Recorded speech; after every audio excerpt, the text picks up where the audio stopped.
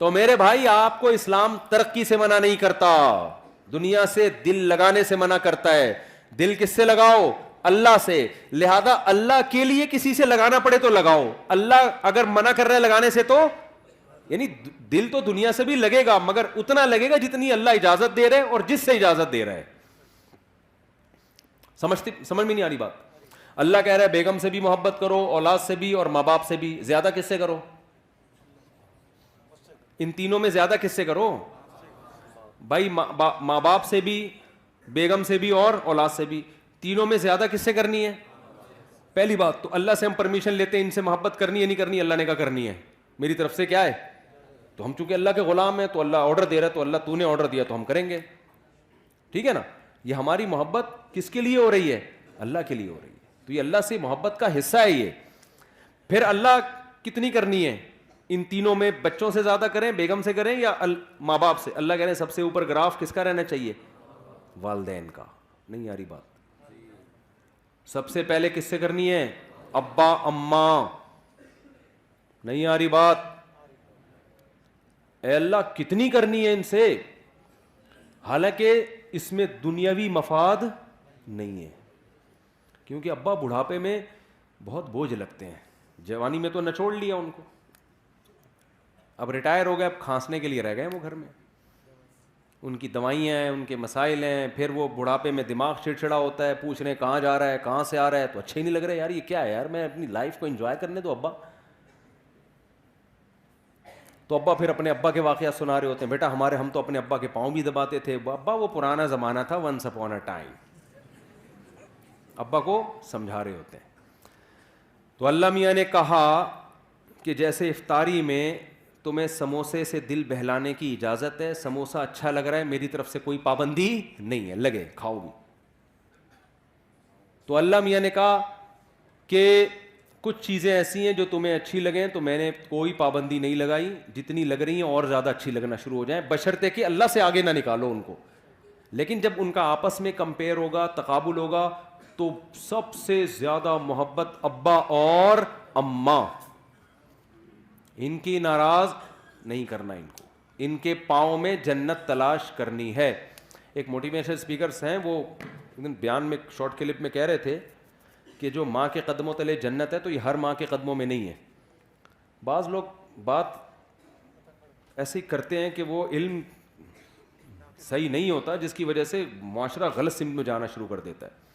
میرا مقصد ان کا مذاق اڑانا نہیں ہے, لیکن یہ بات چونکہ اس سے نوجوان غلط گائیڈ ہو رہے ہیں, اس لیے میں نے کہا اس کی وضاحت کروں گا, موقع آ گیا تو وضاحت کرنے کا موقع مل رہا ہے. پھر انہوں نے محترم نے مثال دی کہ جو ابو لہب کی بیوی تھی, جس کے بارے میں قرآن میں آتا ہے اس کے گلے میں رسی تھی اور پھندا لگا اور مر گئی. بڑی کافر عورت تھی نا, تو وہ کافر عورت تھی تو وہ بھی تو کسی بچے کی ماں ہوگی, تو کیا اس کے بھی قدموں میں جنت ہے؟ تو یعنی وہ بتا رہے تھے کہ ہر ماں کے قدموں میں جنت نہیں ہوتی بھائی, ماؤں کی بھی دو قسمیں ہوتی ہیں, کچھ اچھی ہوتی ہیں کچھ بری ہوتی ہیں. یہ غلط گائیڈنس ہو رہی ہے. ہر ماں کے قدموں تلے جنت ہے, چاہے وہ کافر بھی ہو. بات یہ کہ وہ ماں کے قدموں میں ماں کے لیے جنت نہیں ہے, کس کے لیے جنت ہے؟ اولاد کے لیے جنت ہے.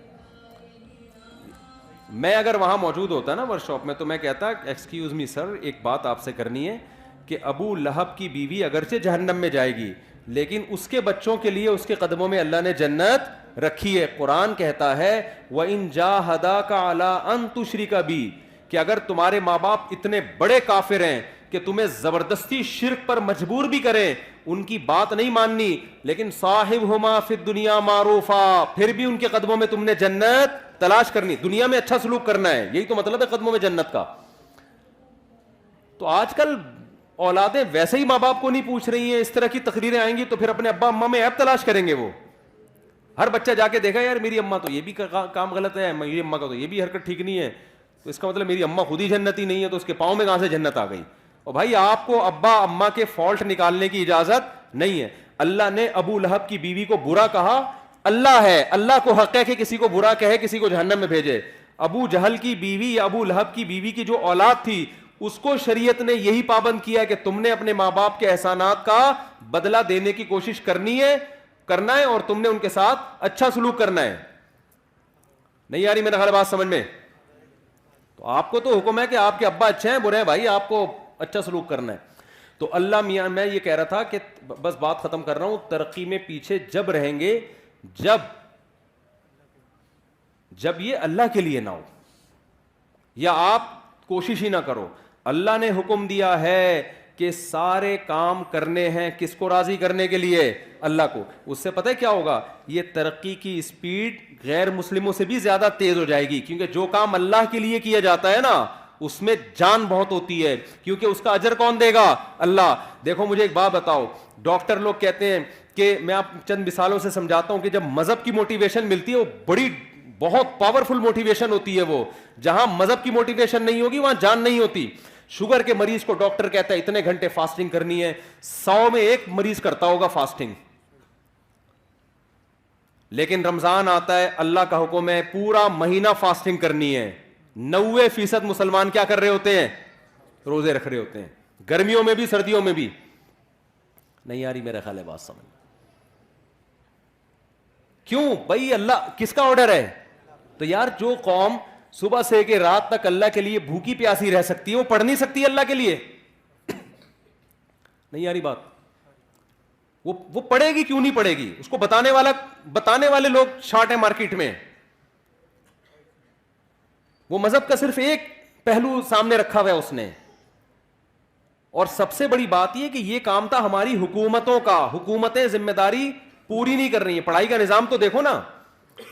کوئی بھی مجھے آ کے کہتا ہے نا اسکول میں پڑھتا ہوں, میں کہتا ہوں پڑھتا نہیں ہے, یوں بولو کہ میں اسکول میں نہیں پڑھتا ہوں, جھوٹ نہیں بولا کرو. تو یہ تو سسٹم مذہب کا نہیں ہے, یہ خرابی جو ہم ترقی میں پیچھے ہمارے حکمرانوں کی پالیسیاں ہیں. ورنہ میں کے پی کے گیا ہوں نا, وہاں دین اور مذہب زیادہ ہے, وہاں ایجوکیشن کے ریشو پورے پاکستان میں سب سے زیادہ ہے.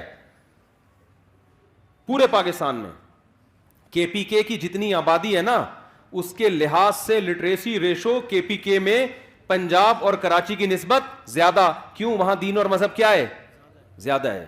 دین اور مذہب زیادہ ہونے کی وجہ سے جو اخلاقی برائیاں ان کا ریشو کیا ہے, کم ہے. جب اخلاقی برائیاں کم ہوتی ہیں تو آپ اپنے ہدف کو فوکس کرتے ہو. تو اس لیے اللہ آپ کو ترقی سے منع نہیں کر رہا. المومن القوی خیر من المؤمن الضعیف, حدیث میں آتا ہے طاقتور مومن اللہ کو کمزور مومن سے زیادہ محبوب ہے. تو طاقت میں جسمانی طاقت بھی ہے, طاقت میں ایجوکیشن کی طاقت بھی ہے, طاقت میں دولت کی طاقت بھی ہے, طاقت میں ٹیکنالوجی کی طاقت بھی ہے. لیکن یہ تمام طاقتیں کس کے لیے ہوں گی؟ اللہ کے لیے ہوں گی. جب اللہ کے لیے ہوں گی تو دل اللہ سے لگے گا, ان طاقتوں سے نہیں لگے گا. لہذا کسی کو یہ طاقت مل گئی ٹھیک ہے, نہیں ملی تو کیا سوچے گا, بھائی میرا مقصد تھا اللہ کو راضی کرنا, وہ کیا ہو گیا ہے, پورا ہو گیا ہے.